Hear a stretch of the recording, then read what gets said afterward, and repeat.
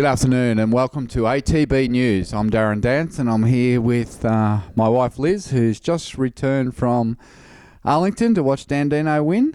Liz, this is a little bit of what you brought back from Arlington last weekend with Dandino. Yes, this is our board from the barrier draw, just a little bit of a memento that perhaps we might pop up for auction at some stage amongst the owners. Yeah, it's a nice piece, collector's item. Liz has brought back a few bits and pieces, including the rug that goes over the horse with his number on it, and some other bits and pieces that we will be auctioning at our end-of-year Christmas party. We're going to focus on Dandino today on ATB News, and then we'll cover off our other runners and our upcoming runners for the coming week. Liz, I was lucky enough to go over to Arlington last year, and Jackalry won the American St. Ledger, and then you went over this year and Dandino won. It must have been a terrific thrill. A super thrill, Darren. You certainly put the pressure on me, feeling the pressure enormously over the weekend, but wonderful combination of the Botties, ATB, and yet another extraordinary horse that we found and delivered the goods. Let's go through the run.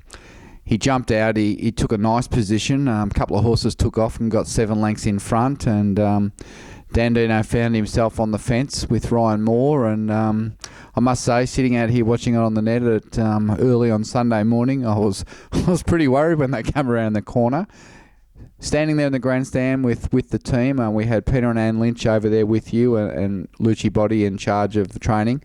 What were your thoughts as he came around the corner? A little bit worried the position he was in. He was in amongst traffic, and as we all know, small fields can be tricky. Head of the straight, got quite a severe check. Then a couple of strides later, another bit of a shifting of his feet, gathered himself up within a stride or two. Credit to Ryan Moore, the jockey, found the gap and was just the better horse on the day, despite all the difficulties in running.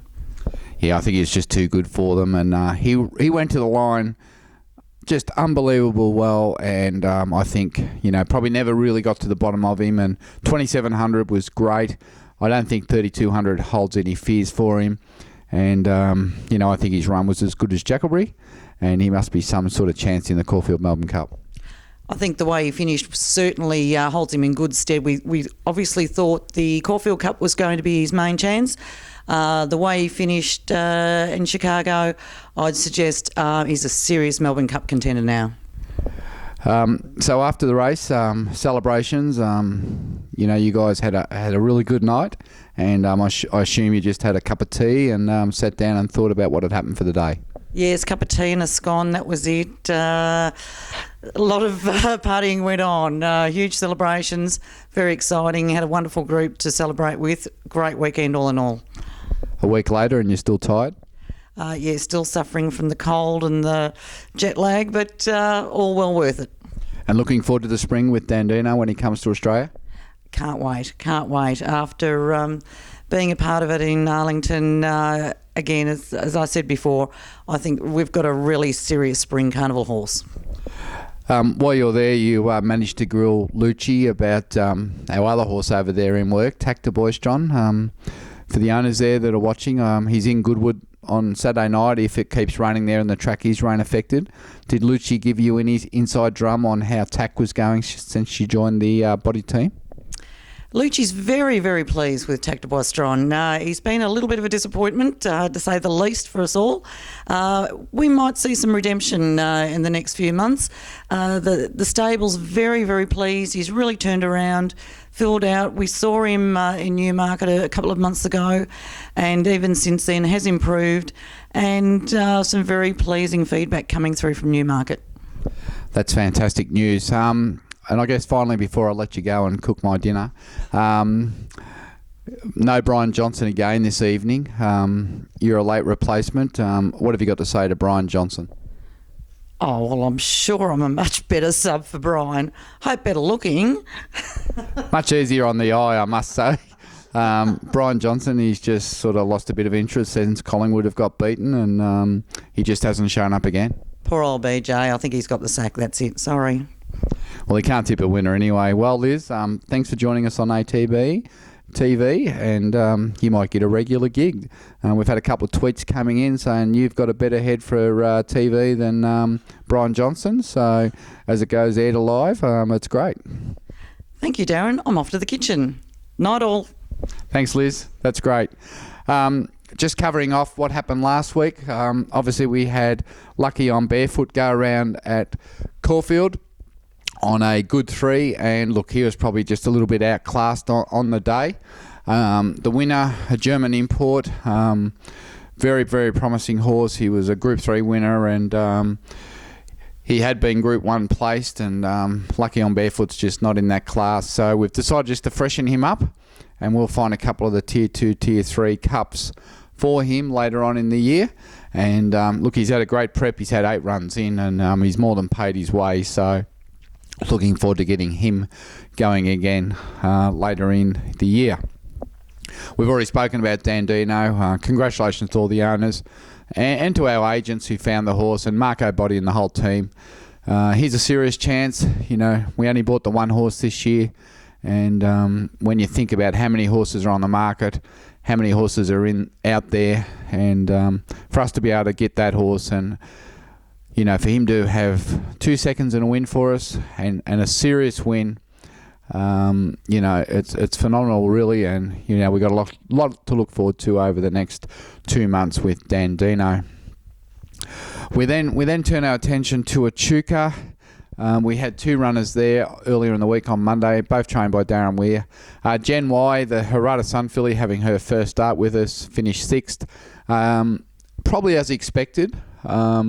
She's just been a little bit of a handful, a little bit immature mentally, and she was a little bit unruly in the race, and 14 Yendel. And look, she's a pretty good filly. We've turned her out now to give her a good spell, and I think once we get the spring on her, typical Harada Sun, she'll be better off later on. Our other good mare, Evans, was second up for us at Echuca. Unfortunately, she was working right into the race, and she just got smashed.